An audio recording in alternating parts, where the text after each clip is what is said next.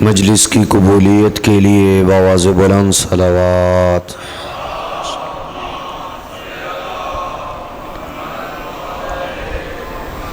عزاداری سید الشہداء کی حفاظت کے لیے، عزاداران مظلوم کربلا کی حفاظت کے لیے بآواز بلند صلوات۔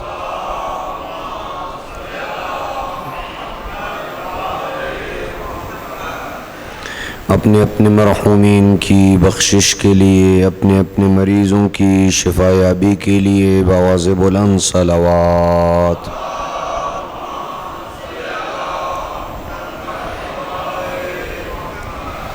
اعوذ باللہ من الشیطان اللعین الرجیم، بسم اللہ الرحمن الرحیم، الحمد للہ الصمد الذی لم یلد ولم یولد ولم یکن له کفوا احد، الصلاة والسلام على سيدنا وحبيبنا وطبيب قلوبنا ومزكي نفوسنا أبي القاسم محمد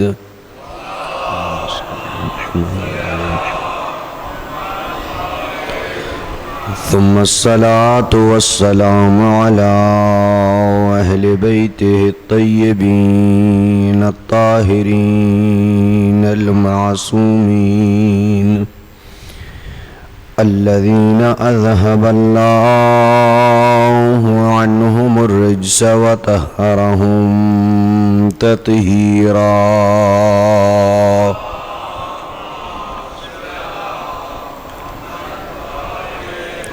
ورحمة الله على أحبابهم وشيعتهم ومواليهم أجمعين، ولعنة الله على أعدائهم ملعونين من يومنا هذا إلى أبد الآبدين.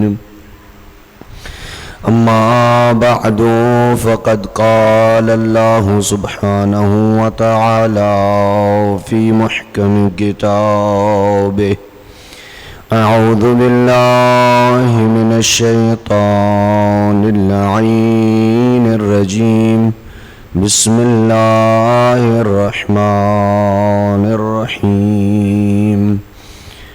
وقال ربكم ادعوني استجب لكم، ان الذين يستكبرون عن عبادتي سيدخلون جهنم داخرين. صلوات بر محمد.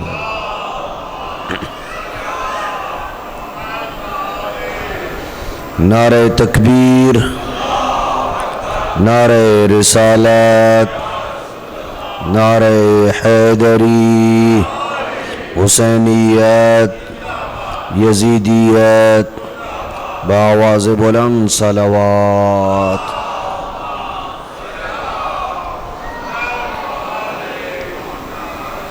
دعا ہے کہ رب کائنات ہماری اس عبادت کو اپنی بارگاہ میں شرف قبولیت نصیب فرمائے، حاضرین مجلس، بانیان مجلس کی نیک دلی تمناؤں کو پورا فرمائے، ان کے مرحومین کو شفاعت جناب سیدہ نصیب فرمائے، ہم سب کے مریضوں کو اور دیگر جو مومنین مریض ہیں جنہوں نے خاص طور پہ دعا کے لیے کہا ہے، پروردگار بحق محمد وآل بیت محمد بیمار کربلا کے صدقے میں ان کی بیماروں کو شفا یابی نصیب فرمائے، ملت تشیع کی حفاظت فرمائے، شہدائے ملت جعفریہ کے درجات بلند فرمائے۔ ان دنوں میں عزاداری سید الشہداء کے سلسلے میں نکلنے والے ہمارے تمام جلوسوں کی حفاظت فرمائے، ہماری سبیلوں کی حفاظت فرمائے، مقامات مقدسہ کی حفاظت فرمائے، دشمنوں کو اور خاص طور پہ تشیع اور عزاداری کے دشمنوں کو نیست و نابود فرمائے۔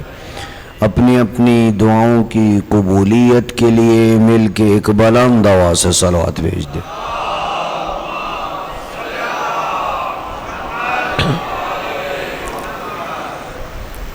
عشرہ محرم الحرام کی چھٹی مجلس سے خطاب کرنے کی سعادت حاصل ہو رہی ہے۔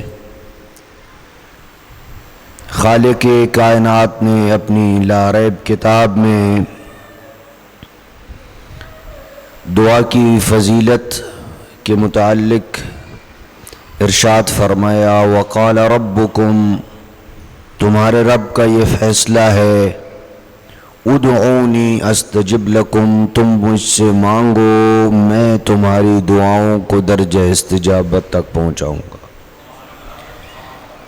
اور جو جملہ اگلا خطرناک جملہ ہے وہ یہ ہے کہ ان الذین یستکبرون عن عبادتی، آواز قدرت آ رہی ہے، وہ لوگ کہ جو میری عبادت سے یعنی دعا سے تکبر کرتے ہیں۔ ان الذین یستکبرون عن عبادتی، جو میری عبادت سے تکبر کرتے ہیں اور اپنے آپ کو دعا جیسی عبادت سے ماورا سمجھتے ہیں کہ ہمیں دعا کی ضرورت نہیں ہے، آواز قدرت ہے، سیدخلون جہنم داخرین، وہ عنقریب ذلیل و رسوا ہو کے جہنم میں ڈالے جائیں گے۔ بس دعا سے انحراف کا نتیجہ جہنم ہے۔ دعا کی ہر انسان کو ضرورت ہے۔ دعا فقط گناہوں کی قبولیت کے لیے نہیں ہوتی ہے، کہ گناہوں کی معافی کے لیے نہیں ہوتی ہے۔ دعا فقط اپنی حاجتوں کی قبولیت کے لیے نہیں ہوتی ہے۔ دعا کبھی انسان معصوم جنت میں اپنے بلند مقام کے لیے بھی کرتا ہے۔ جی، اسی وجہ سے معصومین علیہ السلام کی جتنی بھی دعائیں ہیں، ان دعاؤں میں آپ کو ہر وقت مغفرت اور طلب حاجت کے جملے نہیں ملیں گے، بلکہ بہت ساری ایسی چیزیں ہیں، وہاں آپ کو توحید بھی ملے گی، وہاں آپ کو عقیدہ بھی ملے گا، وہاں آپ کو رسالت بھی ملے گی، وہاں آپ کو نبوت بھی ملے گی، وہاں آپ کو معاد اور قیامت بھی ملے گی، وہاں آپ کو عصمت اہل بیت بھی ملے گی، وہاں سارے عقائد بھی ملیں گے، اور وہاں پہ ولایت علی ابن ابی طالب بھی ملے گی۔ دعا کے اندر یہ سب کچھ موجود ہیں، اس لیے کہ یہ ساری کی ساری چیزیں ارکان اسلام ہیں۔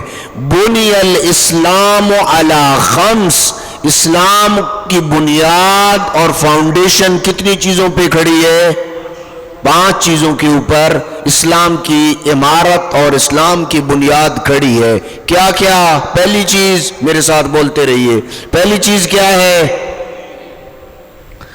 نماز۔ نماز پہ اسلام کی بنیاد کھڑی ہے۔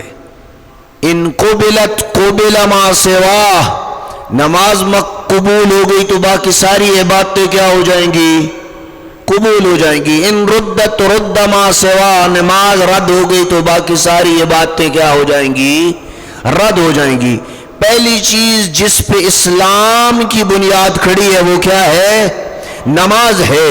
اور شیعہ علی ابن ابی طالب ایام عزا ہیں، آپ کو فقط سید الشہداء کا وہی جملہ یاد کر لینا چاہیے، جب عین زوال کا موقع تھا اور ابو ثمامہ ساعدی نے یا سیداوی نے آ کے سید الشہداء کی بارگاہ میں عرض کیا تھا، مولا نماز ظہر کا وقت ہوا جاتا ہے، دل کر رہا ہے زندگی کی آخری نماز آپ کی اقتدا میں پڑھیے۔ اگر زمین کربلا پہ غریب کربلا نے کسی کو دعا دی ہے نا تو اس بندے کو دعا دی ہے، کہا تو نے مشکل وقت میں نماز کو یاد رکھا، اللہ تجھے نمازیوں میں سے قرار دے۔ پس نمازی ہونا کوئی چھوٹی بات نہیں ہے، غریب کربلا نے نمازی کو دعا دی ہے۔ اور میں کہوں گا اے شیعہ علی ابن ابی طالب، تیرا تو نماز کو ترک کرنا یا نماز میں سستی کرنا بنتا ہی نہیں ہے، اس لیے کہ نماز قبول ہونی ہی فقط اس سے ہے جس کے دل میں علی حیدر کرار کی محبت ہے۔ جس سے قبول ہونی ہے اس نے اگر نہیں پڑھنی تو کون پڑھے گا؟ باقی تو ساری دنیا اگر بے شک نماز پڑھتی رہے، لیکن اگر محبت امیر المومنین نہیں ہے، علی حیدر کرار کی ولایت کا اقرار نہیں کرتا ہے، ان کی محبت کا دم نہیں بھرتا ہے، تو یہ عبادتیں کس کام کی ہیں؟ رب کو یہ عبادت منظور ہی نہیں ہے، اس لیے کہ رسول اسلام نے بارہا یہ فرمایا، یا علی کوئی جتنا عبادت گزار بھی اپنی عبادت لے کے اللہ کی بارگاہ میں آ جائے، ان لم یوالک یا علی، اے علی اگر تجھ سے محبت نہیں رکھتا اوندا منہ جہنم میں پھینک دیا جائے گا۔ اس لیے سب سے پہلی چیز جس کے اوپر اسلام کی عمارت کھڑی ہے وہ کیا ہے؟ نماز۔ دوسری چیز، میں جلدی سے اپنے موضوع کی پر بھی آنا ہے، فقط ایک چیز آپ کی خدمت میں عرض کر دوں۔ پہلی چیز ہے نماز، دوسری چیز ہے روزہ۔ آج کل تو روزہ سردیوں کا روزہ ہے، کوئی اتنا مشکل نہیں ہے، لیکن پھر بھی کچھ لوگ روزہ نہیں رکھتے ہیں۔ اپنے ائمہ اہل بیت علیہ السلام کی سیرت کو دیکھیں، جو سارا سال روزے سے ہوتے تھے اور ماہ مبارک کے علاوہ بھی روزے رکھتے تھے، لہذا شیعہ امیر المومنین کو روزہ بھی ترک نہیں کرنا چاہیے۔ سال میں 30 دن تو ہوتے ہیں جو روزہ رکھنے کے ہوتے ہیں۔ تیسری چیز جس کے اوپر اسلام کی عمارت کھڑی ہے وہ زکوٰۃ ہے۔ چوتھی چیز جس پہ اسلام کی فاؤنڈیشن کھڑی ہے وہ کیا ہے؟ حج ہے۔ اور پانچویں چیز جس کے اوپر اسلام کی عمارت کھڑی ہے وہ کیا ہے؟ ولایت امیر المومنین۔ اب میں ایک نقطہ آپ کی خدمت میں فقط عرض کروں کہ پہلی چار، توجہ کا طالب ہوں، ان پانچ میں پہلی چار جو ہیں ان کا تعلق فروع سے ہے، ایسی ہے یا نہیں؟ نماز کا تعلق فروع سے ہے یا عقیدے سے ہے؟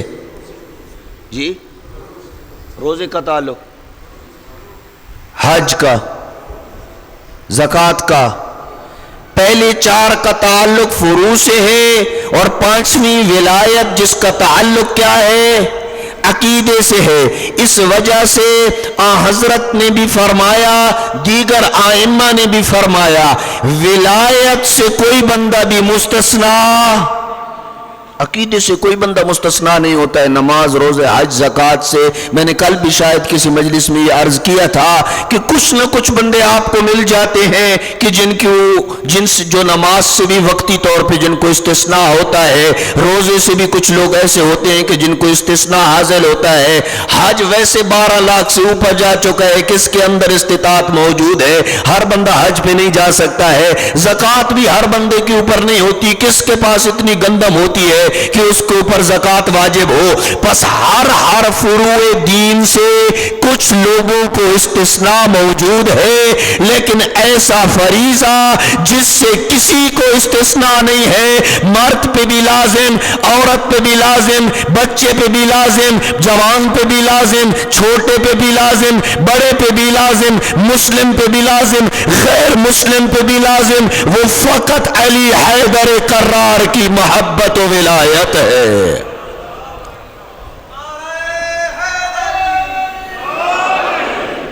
اس سے کوئی مستثنا نہیں ہے۔ لہذا اے عزیزان، عرض کرنے کا مطلب یہ تھا کہ یہ ساری کی ساری چیزیں جو ہیں وہ اسلام کی بنیاد ہے، اور اسلام کی بنیاد اس وقت اتنی ہی مضبوط ہوتی چلی جاتی ہے جتنے ہمارے اسلام کے اصولوں کے اوپر قواعد و ضوابط پہ عمل کرنا مضبوط ہوتا چلا جاتا ہے۔ فقط زبانی جمع خرچ انسان کے نہیں ہونے چاہیے کہ فلاں نے مجلس بہت اچھی پڑھ لی ہے، 10 دن مجلس اچھی ہو گئی، ختم ہو گئی تو پھر کیا ہوا؟ مجلس اچھی تب ہوتی ہے، یا مجلس کی قبولیت کا معیار کیا ہے؟ بندے زیادہ ہوں تو، نیاز زیادہ اچھی ہو تو، سب نے کالے کپڑے پہنے ہوئے ہوں تو جی تب مجلس قبول ہوتی ہے۔ مجلس کی قبولیت کا معیار اخلاص کے اوپر ہے، اور جو کچھ پڑھا اور بولا جائے اس پہ جتنا عمل ہوتا جائے اتنا مجلس سید الشہداء کی بارگاہ میں قبول ہوتی ہے۔ آئیے آج اپنی مجلسوں کو، جہاں آپ کہتے ہیں نا زینوا مجالسکم بذکر علی ابن ابی طالب، اپنی مجالس کو میرے بھائی علی ابن ابی طالب کے ذکر سے کیا کرو؟ مزین کرو۔ ہم مزین کرتے رہتے ہیں، فضائل بھی پڑھ رہے ہیں، دعا کے اس چیز کے متعلق بھی چیزیں بتا رہے ہیں، لیکن جب تک میں ان چیزوں کو اپنی زندگی میں نافذ نہیں کروں گا یہ نہیں کہا جا سکتا ہے کہ مجلس قبول مجلس ہے۔ ایک صلوات بھیج دی محمد و اہل بیت محمد۔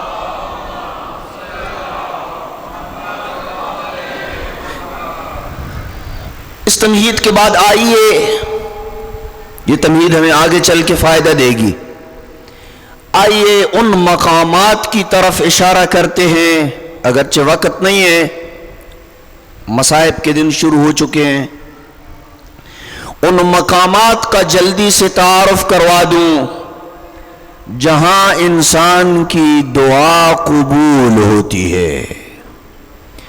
اچھا، اب ضرور کچھ مقامات ایسے ہوں گے آپ کہیں گے کہ میں تو وہاں نہیں جا سکتا، جی ضروری نہیں ہے کہ آپ جائیں، اور تو علاقے سے بندے جا رہے ہیں نا، آپ ان کے ذمے یہ لگا دیں کہ فلاں جگہ پہ جب آپ جائیں، چاہے وہ مکہ میں ہے، مدینہ میں ہے، نجف میں ہے، کربلا میں ہے، کوفہ میں ہے، مسجد سہلہ میں ہے، جہاں جہاں بھی تم جاؤ گے میری یہ حاجت ساتھ رکھنا اور میرے لیے دعا کرنا۔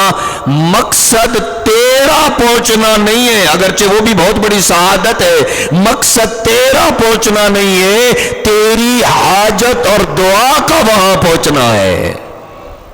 تیری حاجت اور دعا وہاں پہنچ گئی تو وہ انشاءاللہ قبولیت لے کے آئے گی۔ لہذا ان مقامات کو سن کے بندہ مایوس نہ ہو کہ میں تو وہاں تو جا نہیں سکتا، مطلب یہ ہے کہ تیرے لیے اگر کوئی بندہ وہاں بھی دعا مانگے گا تو وہ دعا درجہ قبولیت تک پہنچ جائے گی۔ اپنے آپ کو بیدار کرنے کے لیے اور خاموشی اپنی توڑنے کے لیے ایک صلوات بھیج دے۔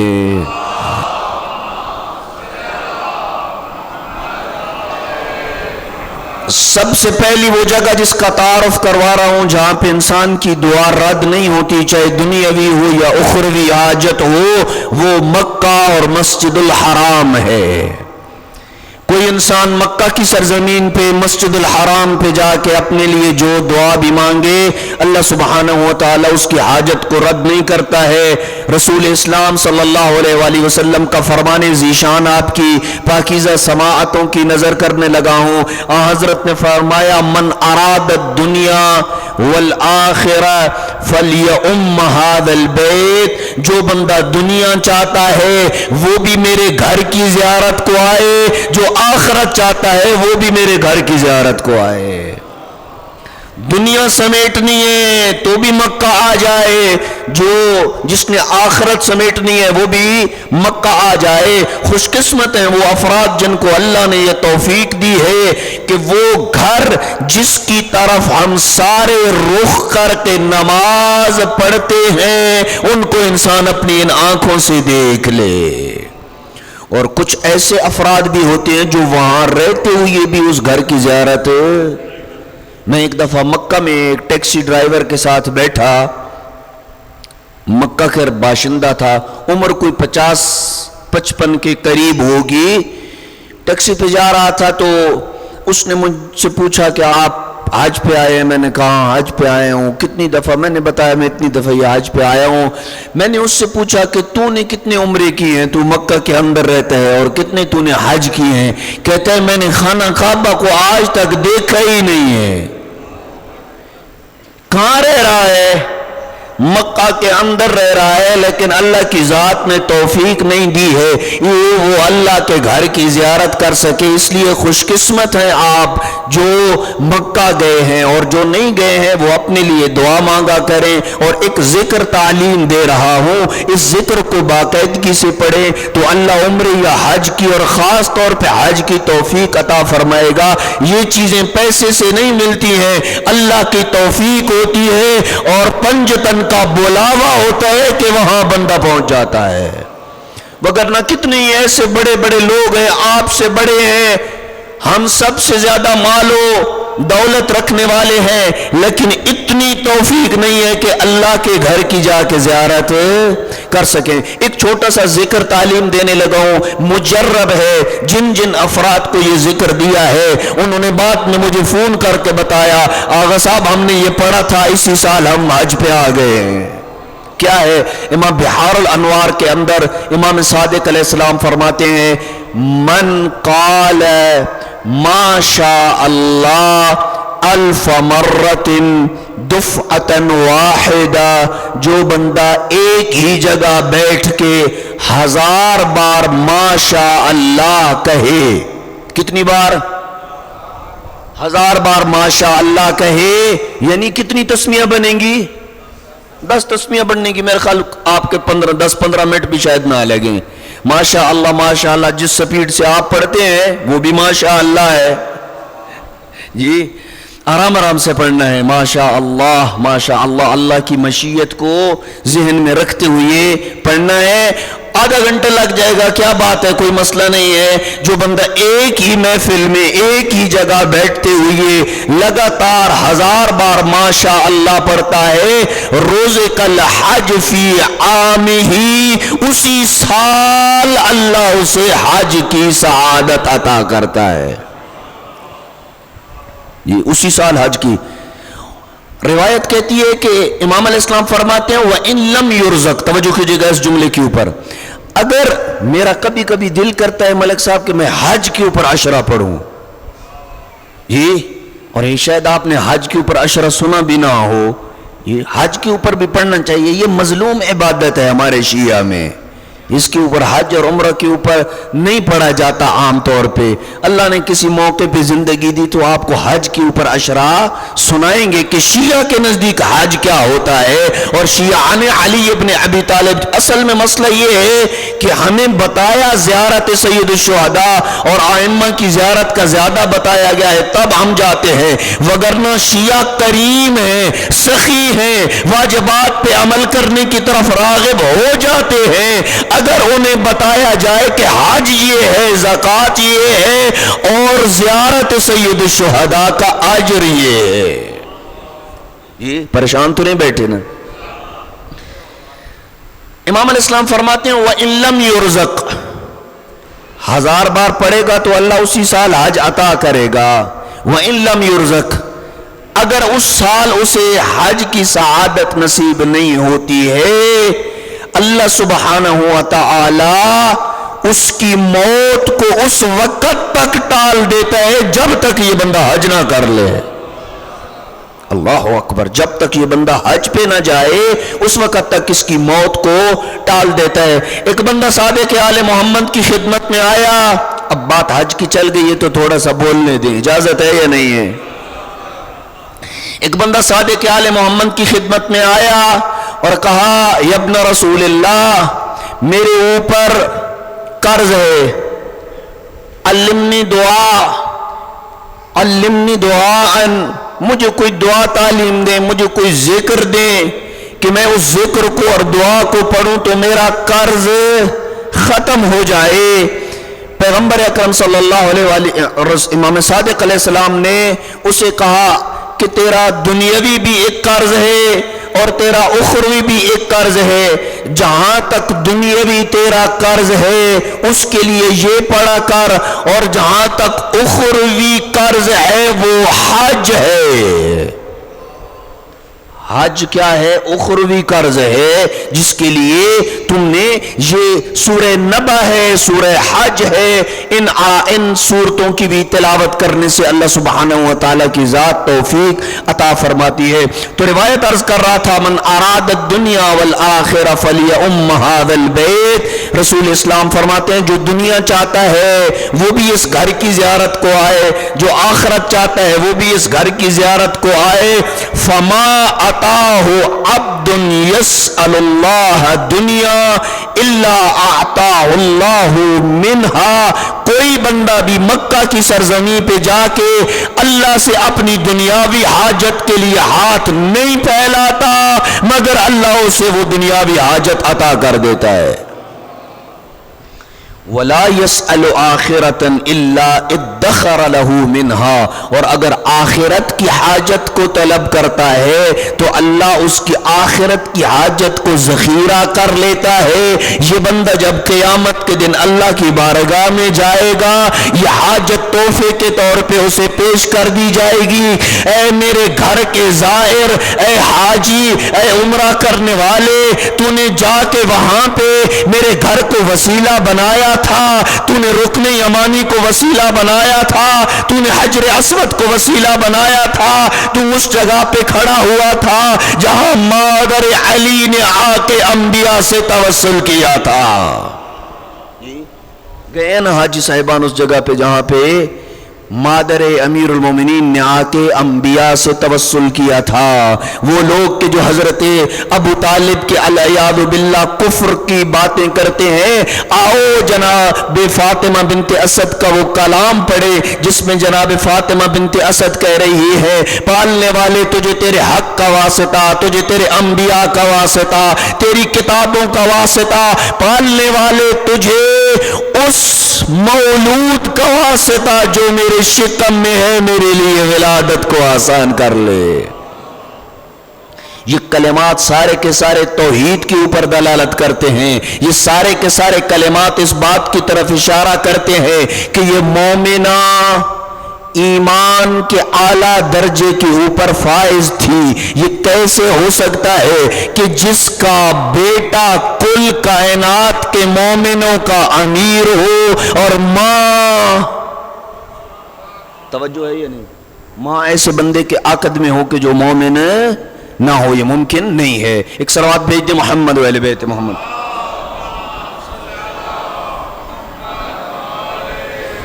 ایک روایت فقط مکہ اور مسجد الحرام میں دعا کی قبولیت کی عرض کرتا چلوں.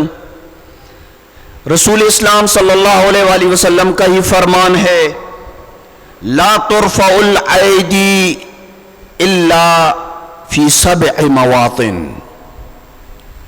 7 مقامات کے علاوہ دعا کے لیے ہاتھ نہیں اٹھانا چاہیے.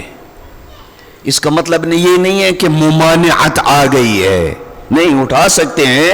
مطلب یہ ہے کہ فوکس ان 7 پہ کرنا ہے، اہمیت ان 7 کی ہے، وگرنہ تو آپ ان 7 کے علاوہ بھی دعا کر سکتے ہیں، کوئی ایسا مسئلہ نہیں ہے.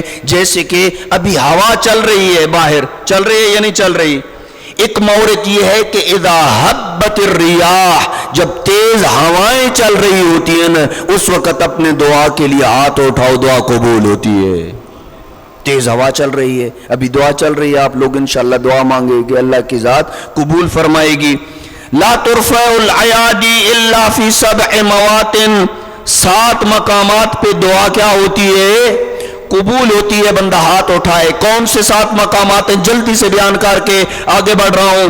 حین یفتتح الصلاۃ، جب آپ نماز کے لیے مصلی عبادت پہ آتے ہیں نا، تکبیرۃ الاحرام کے لیے اپنے دونوں ہاتھوں کو بلند کرتے ہیں نا، ابھی اللہ اکبر کہنے سے پہلے جو اپنی حاجت مانگے گا اللہ قبول کرے گا. یعنی تکبیرۃ الاحرام سے پہلے یہ اپنی دعا مانگنی ہے. ہمیں فقط یہ بتایا گیا ہے کہ نماز ختم ہو نا تو نماز ختم ہونے کے بعد دعا مانگنی ہے، نماز ختم ہونے کے بعد بھی دعا مانگنی ہے، نماز شروع ہونے سے پہلے بھی دعا مانگنی ہے، نماز کے دوران بھی دعا مانگنی ہے. نماز ہے ہی دعا، جی نماز ہے ہی دعا.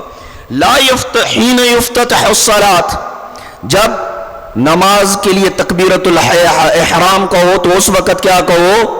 اپنے لیے دعا مانگو. وحین يدخل المسجد الحرام فینظر الی البیت، جب مسجد الحرام میں داخل ہو اور پہلی نگاہ اللہ کے گھر پہ پڑے، اس وقت جو دعا مانگو کہ قبول ہوگی. یہ عجیب گھر ہے اللہ سبحانہ و تعالی. جو لوگ طواف کر چکے ہیں وہ میری اس بات کی تائید کریں گے، اور جو نہیں کر چکے ان کے لیے دعا کرتے ہیں کہ اللہ انہیں یہ سعادت نصیب فرمائے کہ وہ خانہ کعبہ کے گرد طواف کریں. انسان کا ایمان چارج ہوتا ہے. ایک صلوات بھیج دیں محمد و اہل بیت محمد کی ذات. عجیب روایت ہے، صادق آل محمد فرماتے ہیں کہ مسجد الحرام پہ بیک وقت اللہ کی ذات 120 نیکیاں اتار رہی ہے. کتنی؟ 120 نیکیاں مسجد الحرام میں اتر رہی ہیں. 60 نیکیاں اس بندے کے حصے میں آتی ہیں جو خانہ کعبہ کا طواف کر رہا ہوتا ہے. 40 نیکیاں اس بندے کے حصے میں آتی ہیں جو بندہ مسجد الحرام میں نماز پڑھ رہا ہوتا ہے، چاہے مستحب پڑھ رہا ہو، واجب نماز پڑھ رہا ہو. 40 نیکیاں اس کے حصے میں آتی ہیں. 20 نیکیاں اس کے حصے میں آتی ہیں جو نہ نماز پڑھ رہا ہے اور نہ ہی طواف کر رہا ہے، خالی بیٹھ کے اللہ کے گھر کی زیارت کر رہا ہے، دیکھ رہا ہے. روایت کہتی ہے جب تک انسان وہاں بیٹھ کے اللہ کے گھر کی طرف نگاہ کر رہا ہوتا ہے، ہر نگاہ کے بدلے میں ایک نیکی نامہ اعمال میں لکھی جا رہی ہوتی ہے. اللہ سبحانہ و تعالی. لہذا دوسرا مورد کیا ہے؟ جب کوئی شخص مسجد الحرام میں داخل ہوتا ہے اور خانہ کعبہ پہ پہلی نگاہ پڑتی ہے تو وہ کیا کرے؟ دعا مانگے اپنے لیے. وحین یقوم علی الصفا، جب صفا کے اوپر کھڑا ہو تو دعا مانگے. وہاں پہ روایت بھی ہے امام صادق علیہ السلام سے کہ دیر تک صفا کے اوپر کھڑے رہنا اور سورہ واقعہ کی تلاوت کرنا رزق میں اضافے کا موجب بنتا ہے. اگر آپ کے علاقے سے کوئی حاجی یا عمرہ کرنے والا جا رہا ہو اور آپ رزق کے مسائل میں شکار ہوں تو وہاں جا کے اسے کہیں کہ میرے لیے صفا پہ کھڑے ہو کے سورہ واقعہ پڑھنا، اللہ آپ کے لیے رزق کے دروازوں کو کھول دے گا. وحین یقوم علی المروہ، اور جب انسان مروہ پہ کھڑا ہوتا ہے، صفا و مروہ دو پہاڑیوں کے نام ہیں، سنے ہوئے ہیں یا نہیں سنے ہوئے ہیں؟ جنہوں نے سنے ہوئی ہیں وہ ذرا صلوات بھیج دیں.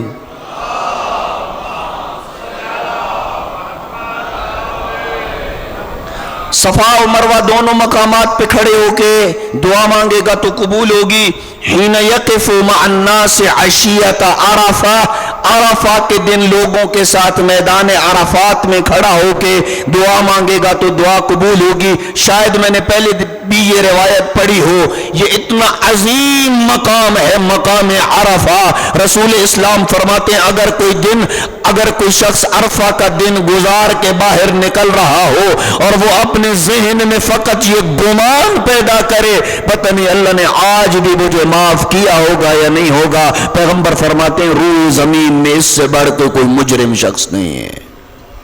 یہ سب سے بڑا مجرم ہے. عبادت اور سب چیزیں کنفرم ہوتی ہیں. اور اگلا مورد، چھٹا مورد، وَبِجَمْعٍ، مزدلفہ میں جہاں رات آپ گزارتے ہیں وہاں دعا قبول ہوتی ہے. اور آخری مورد، حین یرمی الجمرہ، جب شیطان کو کنکریاں مار رہا ہوتا ہے نا اس وقت دعا قبول ہوتی ہے. آپ کو تھوڑا سا معزوز کرنے کے لیے شیطان کو کنکریاں مارنے کے متعلق ایک بات بتا کے اگلے مورد کی طرف جو ہے وہ بڑھ رہا ہوں. ایک صلوات بھیج دیں محمد و اہل بیت محمد.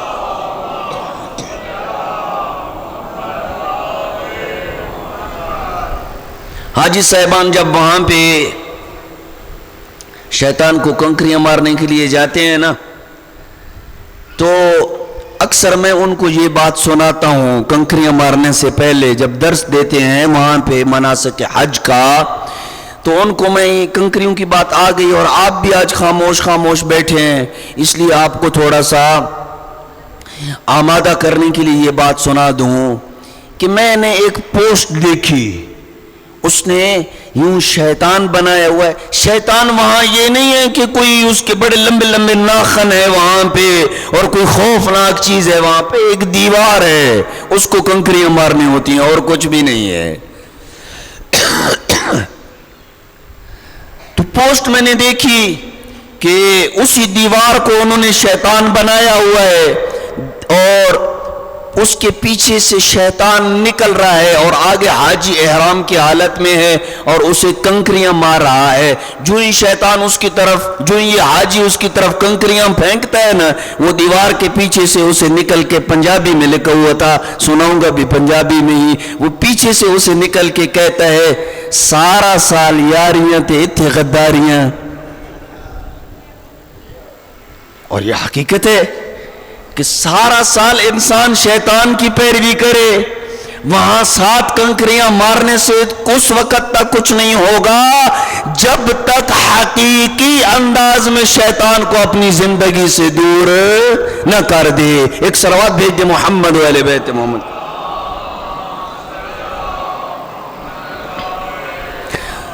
دوسرا مقام میرے دوستو جہاں انسان کی دعا قبول ہوتی ہے وہ رکن یمانی ہے. خانہ کعبہ کے کتنے کونے ہیں جی؟ 4 کونے ہیں. ان میں سے ایک کونا میں اپنی زبان میں کہہ رہا ہوں اور روایت میں بھی اس کے اندر یہ تائید موجود ہے، ایک کونا شیعہ کونا ہے. پریشان ہو گئے؟ ایک کونا کون سا ہے؟ شیعہ کونا ہے، اور یہی رکن یمانی شیعہ کونا ہے. میں قبل اس کے کہ آپ کو وہ روایت سناؤں جو میں لکھ کے لایا، امام علیہ السلام فرماتے ہیں رکن یمانی باب من ابوابنا ندخل منہ الجنہ. رکن یمانی ہمارا دروازہ ہے، ہم اہل بیت و ہمارے شیعہ اسی سے جنت میں جائیں گے، اسی سے ہم جنت میں جائیں گے. اور کتنا پیارا جملہ فرمایا ہے، فرمایا رکن یمانی، رکن یمانی مفتوح لشیعت آل محمد مسدود عن غیرہم. رکن یمانی وہ دروازہ ہے جو آل محمد کے شیعہ کے لیے کھلا ہے، آل محمد کا جو شیعہ نہیں ہے ان پہ رکن یمانی بند ہے. مفتوح، مفتوح کا لفظ تو آپ سمجھتے ہیں نا، کھلا ہے.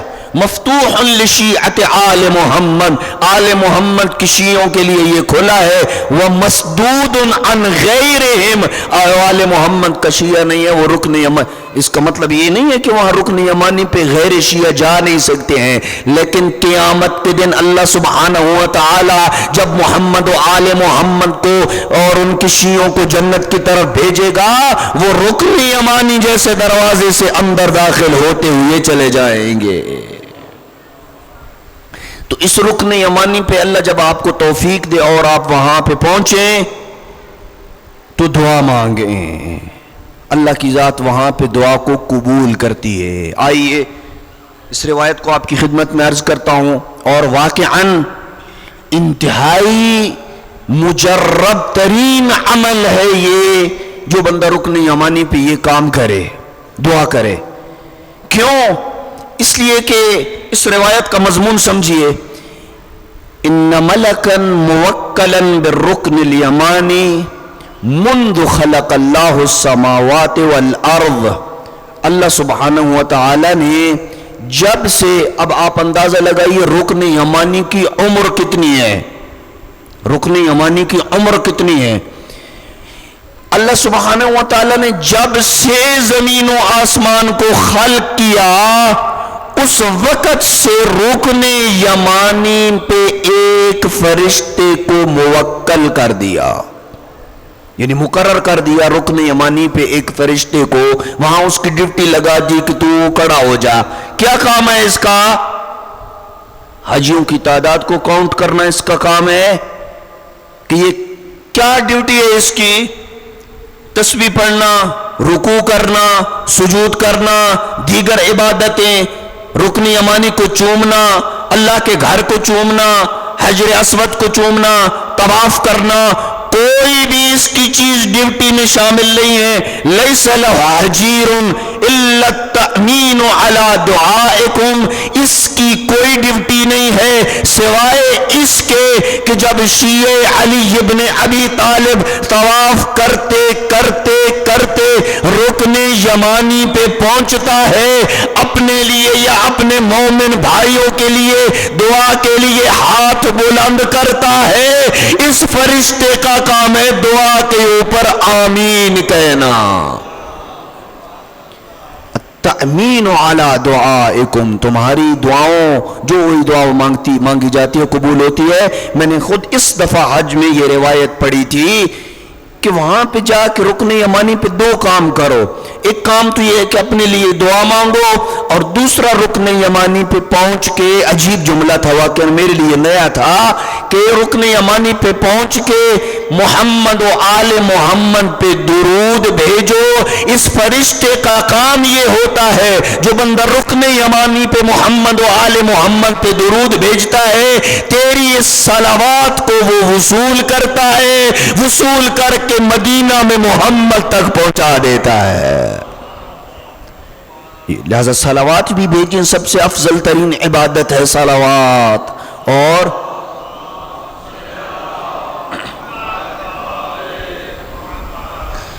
فَلْيَنْظُرْ عَبْدٌ بِمَا يَدْعُو، یہ جملہ سننے کا ہے.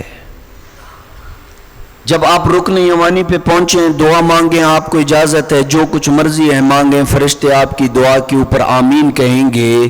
لیکن صادق آل محمد فرماتے ہیں فَلْيَنْظُرْ عَبْدٌ بِمَا يَدْعُو، بندہ یہ دیکھے کہ وہ دعا کون سی مانگ رہا ہے، اپنے رب کے حضور جو ہے وہ کون سی دعا مانگ رہا ہے. ویسے تو میں نے کہا ہوا ہے کہ چھوٹی چھوٹی چیزیں بھی اپنے رب سے مانگو، لیکن اس وقت جو سب سے زیادہ جس دعا کی ہمیں اور آپ سب کو ضرورت ہے وہ امام زمانہ کے ظہور کی دعا ہے. جو بندہ امام علیہ السلام کے ظہور کی دعا کرتا ہے نا، وہاں پہ جا کے فرشتہ آپ کی اس دعا کے اوپر کیا کہتا ہے؟ آمین کہتا ہے. اس وقت شیعہ آن علی ابن ابی طالب کے اوپر جو دنیا بھر میں ظلم ہو رہے ہیں وہ آپ کی آنکھوں کے سامنے ہیں، چاہے وہ عراق ہو، چاہے وہ پاکستان ہو، چاہے وہ ایران ہو، چاہے وہ بحرین ہو، چاہے وہ یمن ہو، وہ سارے کے سارے علی ابن ابی طالب کی محبت اور ولایت کا ٹیکس دے رہے ہیں. یہ کیا ہے؟ اور یہ جو ابھی حالیہ آپ نے جنگ دیکھی ہے ایران کی اور اسرائیل کی، اس کے پیچھے کیا ہے؟ دنیا کی ایک اکلوتی قوت، تشیع کی قوت ہے، اور علی حیدر کرار کے ماننے والوں نے اپنی قوت کا ایسا اظہار کیا ہے کہ دشمن کو بھی یہ اقرار کرنا پڑ گیا کہ یہ اس کے ماننے والے ہیں کہ جس نے خیبر میں یہودیوں کو بھگایا تھا، اس کے ماننے والے ہیں. کبھی بھی امیر المومنین صلوات اللہ وسلامہ علیہ کا سچا شیعہ اپنے اصولوں کے اوپر سمجھوتا نہیں کرتا ہے، ڈٹ جاتا ہے، کٹ جاتا ہے، مٹ جاتا ہے، لیکن کبھی بھی اپنے اصولوں سے پیچھے نہیں ہٹتا. اور آپ اندازہ لگا لیجئے کہ جو اصول رہبر اسلام نے اور رہبر انقلاب نے مقرر کیے تھے، ایک اصول سے بھی پیچھے نہیں ہٹے ہیں.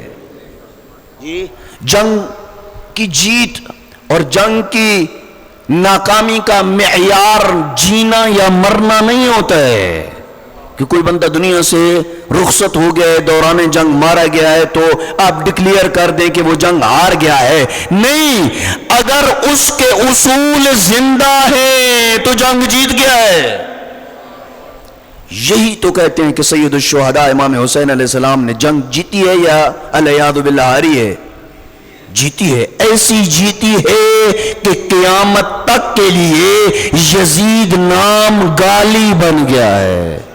جی آج یزیدیوں کو بھی آتا ہے نا یزید، وہ بھی پر ناراض ہو جاتا ہے کہ مجھے یزید مت کہو.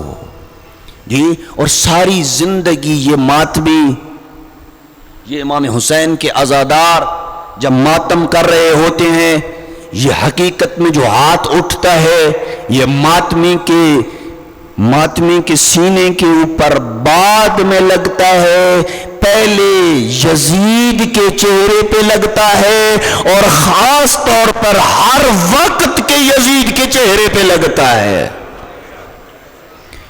کیوں آپ کے ماتم سے لوگوں کو تکلیف ہے؟ مار آپ اپنے سینے پہ رہے ہیں. کیوں آپ کے جلوسوں سے تکلیف ہے انہیں؟ اس لیے کہ آپ کا ماتم، آپ کا جلوس، آپ کی سبیل، آپ کی مجلس یہ احتجاج ہے یزید کے لیے، اور وقت کے ہر یزید کے لیے یہ احتجاج ہے. اس لیے میں اپنے جوانوں کو یہ کہتا رہتا ہوں کہ تم لائیو مجلس بے شک سن لیا کرو، بے شک لائیو مجلس سنو، میں منع نہیں کرتا ہوں، لیکن اگر تیرے علاقے میں امام بارگاہ میں مجلس ہو رہی ہے فزیکل شخص میں، وہاں بھی لائیو احتجاج ریکارڈ نہیں ہوتا ہے جب تک تم مجلس میں جلوس میں آ کے ماتم میں شریک ہو کے ماتم کر کے یہ نہیں بتائے گا احتجاج یزید کے خلاف نہیں ہوگا. ہمارا اور آپ کا جلوس نکالنے کا مقصد کیا ہے؟ اس لیے ہم جلوس نکالتے ہیں کہ ہم یہ بتا رہے ہوتے ہیں کہ اے حسین، اگر کل 61 ہجری کربلا کے میدان میں ہم آپ کے ساتھ ہوتے تو ہم بھی قربانی دینے سے دریغ نہ کرتے. ایک صلوات بھیج دے محمد والی.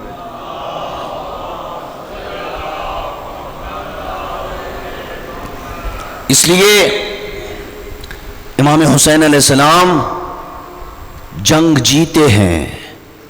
جنگ کے جیتنے کے آثار دیکھیں. یہ ذکر آپ مجھے بتائیں نا، پوری کائنات میں سب سے زیادہ اس وقت ذکر اللہ کی ذات کے بعد جس ہستی کا ہو رہا ہے وہ غریب کربلا ہے. مبالغہ نہیں ہے. پوری کائنات میں جس کے پاس وسائل ہیں وہ بھی ذکر کروا رہا ہے، جس کے پاس وسائل نہیں ہے وہ قرض لے کے ذکر کروا رہا ہے، کوئی جھونپڑی لگا کے بیٹھا ہے. آپ نے بہت ساری ایسی تصاویر سوشل میڈیا کے اوپر دیکھی ہوں گی.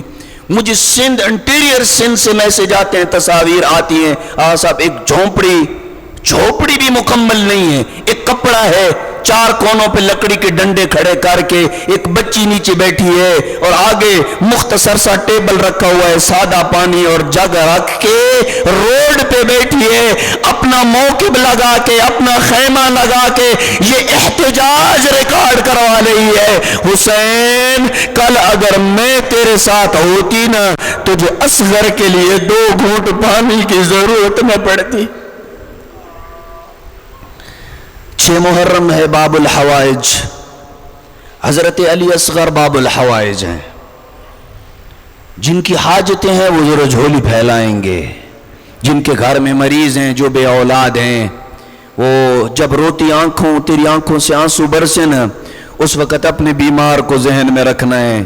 حضرت علی اصغر کی کم سینی کا واسطہ دینا ہے. عزاداران مظلوم کربلا، حسین نے ایسی جنگ جیتی، اپنی کوئی قیمتی چیز حسین نے محفوظ نہیں رکھی ہے. علامہ یار شاہ صاحب مرحوم پڑھا کرتے تھے کہ انسان کو اولاد 2 حالتوں میں بڑی پیاری ہوتی ہے. جب اولاد چھوٹی ہو نا تو اپنے والدین کو بڑی پیاری ہوتی ہے، اور جب اولاد جوانی کے عالم میں قدم رکھ رہی ہوتی ہے تب بھی والدین کو بڑی پیاری ہوتی ہے. آؤ رخ کریں کربلا کی طرف اور سلام کریں. غریب کربلا، تیری عظمت پہ کروڑوں سلام ہے. تو نے اپنے سب سے چھوٹی اولاد بھی اللہ کی راہ میں قربان کر دی اور سب سے جوان اولاد بھی ہم شکل پیغمبر بھی اللہ کی راہ میں قربان کر دی. آسان نہیں ہے میرا پڑھنا اور تیرا سن لینا. عزاداران مظلوم کربلا, 2 جملے فقط تمہید کے اور جناب اصغر کے مصائب شروع کرنے لگا ہوں. عزاداران مظلوم کربلا, شیخ الجامع علامہ اختر عباس نے اپنی کتاب میں لکھا کہ جب مختار نے قاتلان حسین سے انتقام لینا شروع کیا نا, جب حرملہ کا سر کاٹ کے بھیجا نا مدینے میں, کسی شہید کے قاتل پہ میرے مولا سجاد اس کے سر آنے پہ اتنے خوش نہیں ہوئے جتنے حرملہ کے سر آنے پہ خوش ہوئے. میرے مولا اٹھے, جیب سے چند درہم نکالے, مدینہ کے بازار میں گئے, مٹھائی خریدی اور مدینہ کے یتیموں اور چھوٹے چھوٹے بچوں کو جمع کیا. مدینہ کے یتیموں اور بچوں کو مٹھائی تقسیم کر کے رو رو کے کہتے تھے یہ میرے اصغر کے قاتل کی موت کی خوشی کی مٹھائی ہے. اجرکم اللہ. عزاداران مظلوم کربلا, منہال صحابی ہے, ہر سال حج کے بعد آتا ہے امام سجاد کی خدمت میں. امام سجاد علیہ السلام ہمیشہ یہی پوچھتے ہیں بیمار کربلا, منہال بتانا حرملہ کا کیا بنا ہے, حرملہ ابھی زندہ ہے. منہال 1 سال جو آیا نا, امام سجاد نے پوچھا بتا حرملہ کا کیا بنا ہے. منہال نے رو کے کہا مولا کبھی اکبر کے قاتل کا نہیں پوچھا, کبھی عباس کے قاتل کا نہیں پوچھا, کبھی قاسم کے قاتل کا نہیں پوچھا, وہ جس نے 13 ضربیں چلائی تھی تیرے بابا کی گردن پہ کبھی اس کا نہیں پوچھا, ہمیشہ حرملہ کا کیوں پوچھتے ہیں. بیمار کربلا کا گریہ بڑھا اور کہا تجھے پتہ نہیں ہے عباس کی ماں عباس کے بعد ٹھنڈے پانی بھی پی لیتی ہے, سائے پہ بھی بیٹھ جاتی ہے.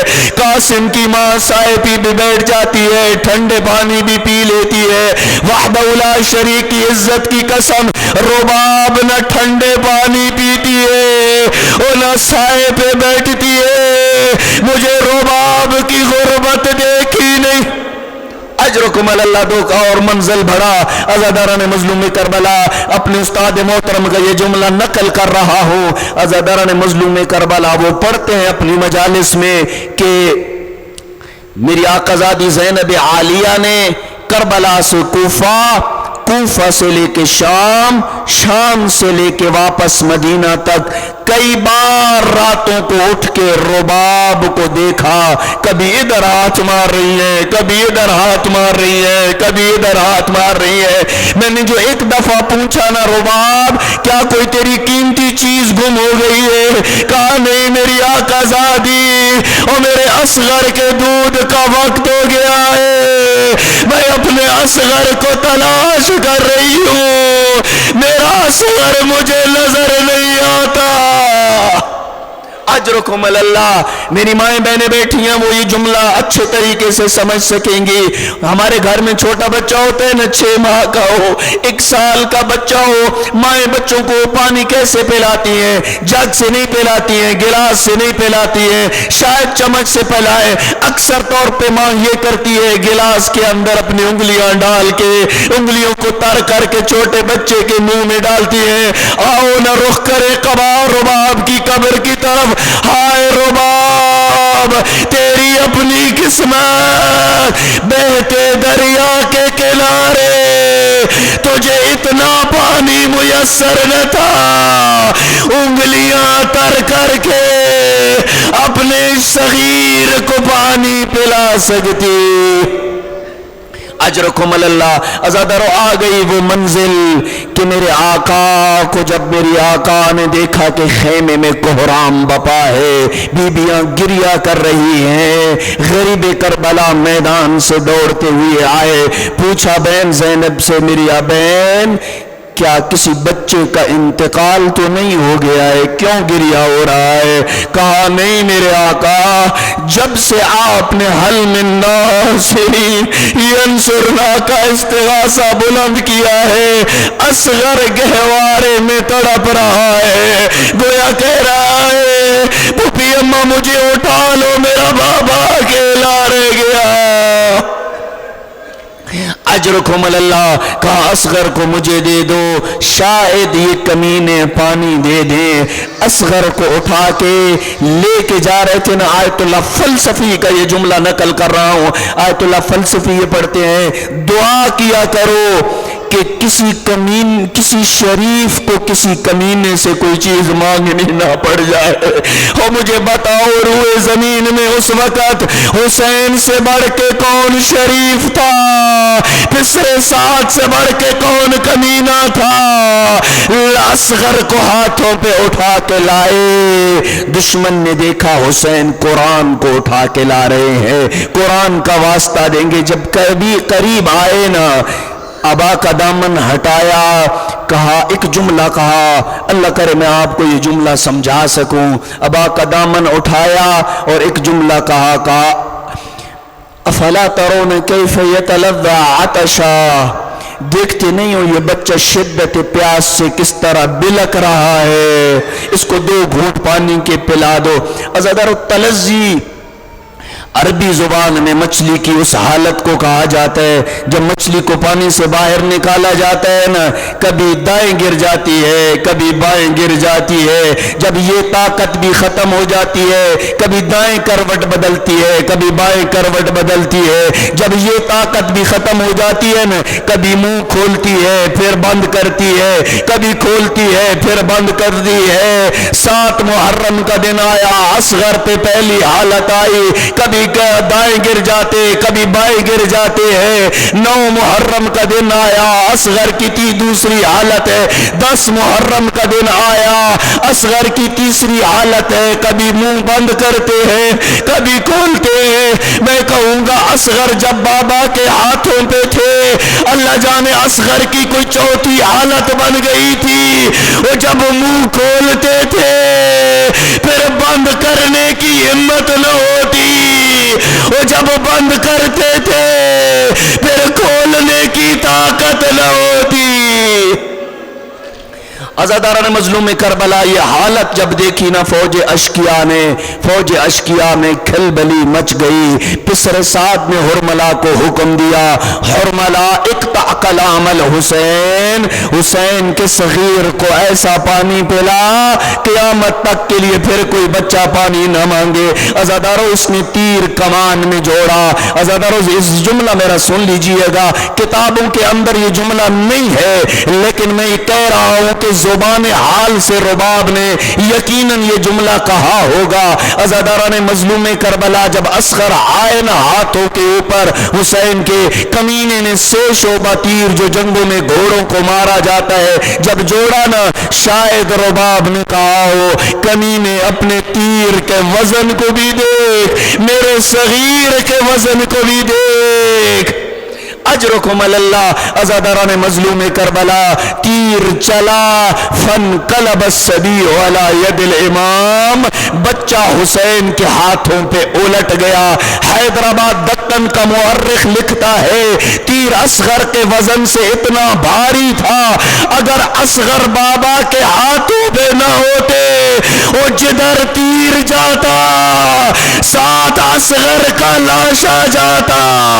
آئے رباب تیرے اپنی قسمت۔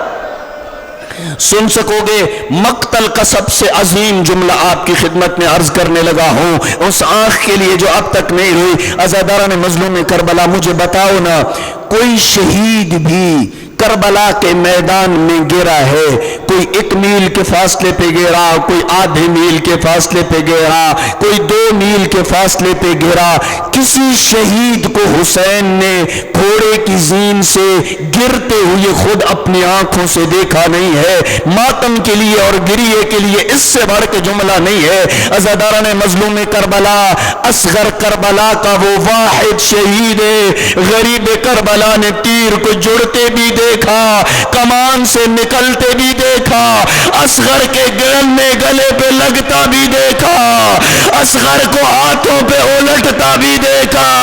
ہائے حسین تیری اپنی غربت ہے، تیرے سارے شہید نرالے، لیکن تیرے اصغر کی شہادت عجیب ہے۔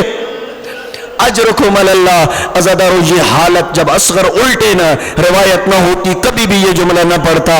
اصغر الٹے بابا کے ہاتھوں پہ علی اکبر کی لاشے پہ گئے، بڑے حوصلے میں تھے۔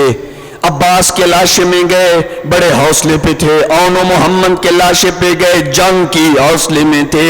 لیکن جب اصغر کا لاشا پلٹا نا، غریب کربلا کے چہرے پہ موت کے آثار آ گئے۔ اللہ کو ضرورت پڑی جبریل کو بھیجے غریب کربلا کو تسلی دینے کے لیے۔ جبریل آسمان سے اترا، غریب کربلا کی خدمت میں آیا، کہا حسین میرے رب کا حکم ہے دعو الی الارض، بچے کو زمین پہ لٹا دے، فإن له مرضعا فی الجنہ، اصغر کی پیاس کا غم نہ کر، ہم نے اصغر کے لیے جنت میں دودھ کا بندوبست کر دیا ہے۔ عزادارو اصغر کو زمین پہ لٹا دیا۔ سب سے مشکل ترین مرحلہ حسین پہ یہ تھا، اب بچے کو کیا میدان کربلا میں دفن کر دیں یا واپس خیموں میں لے کے جائے۔ عزادارو حرملہ کو جب گرفتار کر کے مختار کے پاس لایا گیا نا، مختار نے پوچھا ایک کمینے تو کربلا کے سب سے چھوٹے بچے کا سنگ دل قاتل ہے، بتا کوئی ایک وقت ایسا تیرے اوپر بھی آیا جب تم بھی رو پڑا ہو؟ کہا ہاں ایک وقت ایسا آیا جب میں بھی رو پڑا تھا۔ کہا بتا وہ کون سا وقت ہے؟ کہا میں نے اپنے ترکش سے شعبہ تیر نکالا، میری آنکھوں سے آنسو نہ آئے، میں نے تیر کمان میں جوڑا، میری آنکھوں میں آنسو نہ آئے، میں نے تیر چلایا، میری آنکھوں سے آنسو نہ آئے، تیر اصغر کے ننھے گلے پہ لگا، میں نہ رویا، تیر اصغر کو لگ کے اصغر کے گلے کو چیر گیا، میں نہ رویا۔ لیکن میری حیرت اس وقت میں رہی جب حسین اپنے 6 ماہ کے ذبح شدہ بچے کو لے کے کبھی آگے جاتے ہیں پھر واپس پلٹ کے آتے ہیں، 7 قدم آگے چلتے ہیں، 10 محرم کا سو یہ عمل انجام دیتے ہو۔ حسین کی زبان پہ یہ جملے ہیں، رضن بقضائہ وتسلیما لامرہ، پالنے والے مصیبت بڑی ہے لیکن تیری رضا پہ راضی ہوں۔ 7 قدم آگے کیوں چلتے ہیں، 7 قدم پیچھے کیوں آتے ہیں؟ حسین کے دل میں خیال تھا اگر خیموں میں اصغر کو نہ لے کے گیا نا، سکینہ پوچھے گی میرا بھیا کدھر گیا ہے، واپس اگر آ گیا اور دفن کر دیا کس منہ سے خیمے میں خالی ہاتھ جاؤں گا، اور اگر لے گیا تو رباب کو کیا جواب دوں گا۔ بڑی ہمت کے ساتھ حسین رباب کے خیمے میں داخل ہوئے۔ ختم ہو گئی میری مجلس، میری ماں و بہنوں کے حصے کا جملہ ہے۔ عزادارو خیمے میں آ گئے، میرے آقا زادی منظر میں نے کرنا ہے، تیری اپنی قسمت، تیری آنکھ کی اپنی قسمت ہے۔ یوں ابا غریب کربلا کی اصغر ذبح شدہ لاشا اصغر کا ابا کے دامن میں لپٹا ہوا ہے۔ جو ہی خیمے رباب میں داخل ہوئے نا، حضرت رباب نے پوچھا میرے آقا میرا اصغر پانی پی آیا۔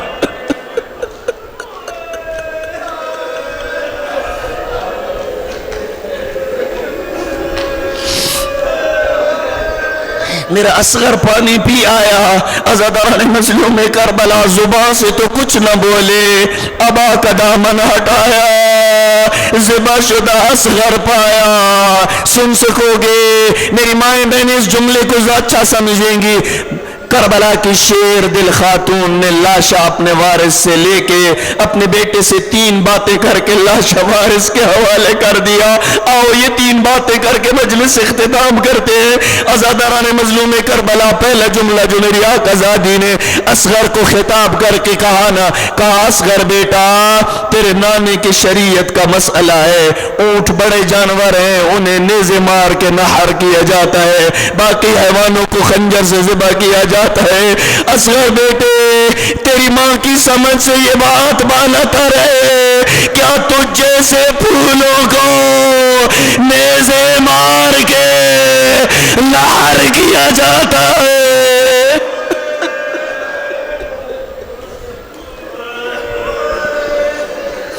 اجرکم علی اللہ حضرت مظلوم کربلا. دوسرا جملہ میری آقا زادی نے کہا اصغر بیٹے تیرے نانے کا قرآن کہتا ہے والوالدات یرضعن اولادهن حولین کاملین. مائیں 2 سال تک بچوں کو دودھ پلائے. اصغر تیری اپنی قسمت 100 سال تو کجا میں 6 مہینے بھی نہ پلا سکے. تیسرا جملہ جسے آیت اللہ کمانی نے بی بی کی زبانی نقل کیا ہے دل ہلا دینے والا جملہ ہے. عزاداران مظلوم کربلا آپ کے ہاں بھی جب بچوں کو دودھ چھڑایا جاتا ہے نا انہیں کھلونے دیے جاتے ہیں, انہیں میٹھی میٹھی چیزیں جیت جاتی ہیں, طرح طرح سے اس کو بہلایا جاتا ہے. آؤ ذرا اصغر کے دودھ چھڑانے کی رسم دیکھو. میری آقا زادی کہہ رہی ہیں اصغر بیٹا یہ دکھ مجھے قیامت تک نہیں چھوڑے گا. تیرے دودھ چڑھانے کی رسم بڑی عجیب ہے. وہ ایک 600 باتیر آیا تیرے گلے کو چیر کے دودھ چلا گیا. انا للہ وانا الیہ راجعون. وسيعلم الذين ظلموا أي منقلب ينقلبون. پروردگارہ بحق محمد و اہل بیت محمد ہمارے گناہ معاف فرما, ہمارے والدین کے گناہ معاف فرما, ہمارے اساتذہ کرام کے گناہ معاف فرما, ہماری اس عبادت کو اپنی بارگاہ میں قبول فرما. حضرت رباب کی اجڑی گود کے صدقے میں جو بے اولاد ہیں ان کو اولاد نرینہ عنایت فرما. خاص طور پہ ہمارے کچھ مومنین ہیں جنہوں نے خاص طور پہ اولاد کے لیے کہا ہے. پروردگارہ حضرت جناب علی اصغر کی مظلومیت کا واسطہ انہوں اولاد نرینہ عنایت فرما. جو مقروض ہیں ان کے قرضوں کو ادا فرما. پریشان حال مومنین کی پریشانیوں کو دور فرما. پرچم اسلام کو سر بلند فرما, پرچم کفر کو سر نگوں فرما. مراج اعظام کا سایہ ہمارے سروں پہ قائم اور دائم فرما.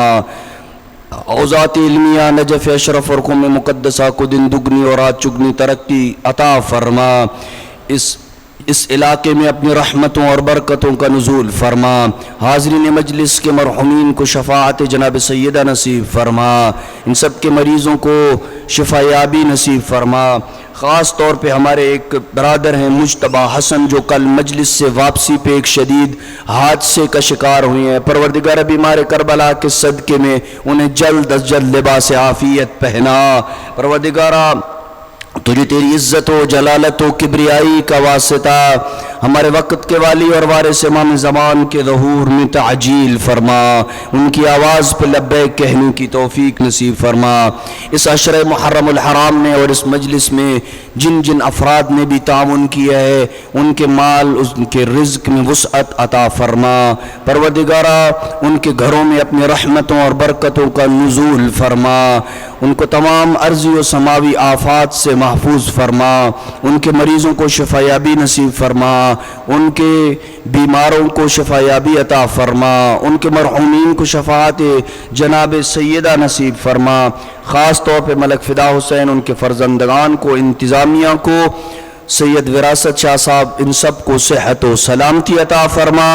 اس کے علاوہ برادر فہیم ہیں, برادر خرم ہیں کہ جو ساؤنڈ کا اور کیمرہ اور تصویر وغیرہ کا ریکارڈ کرنے کا انتظام کرتے ہیں. پروردگارہ ان کی توفیقات خیر میں اضافہ فرما. اس کے علاوہ آج کی مجلس میں جن جن مومنین نے تعاون کیا ہے, ملک عارف حسین, سجاد جعفری صاحب, کامران گوندل صاحب, برادر ظفر صاحب اور ان کی ساری ٹیم, جو نسیم النجف کے جتنے بھی معاونین ہیں, پروردگارہ ان سب کو صحت و سلامتی عطا فرما. اس ادارے کو اس علاقے کے لیے بہترین رحمت اور نعمت قرار دے. اور تجھے تیری عزت و جلالت و کبریائی کا واسطہ ہم جب تک زندہ ہیں اس مجلس کو منعقد کرنے اور بپا کرنے کی توفیق نصیب فرما. اللہم صلی علی محمد وآل محمد.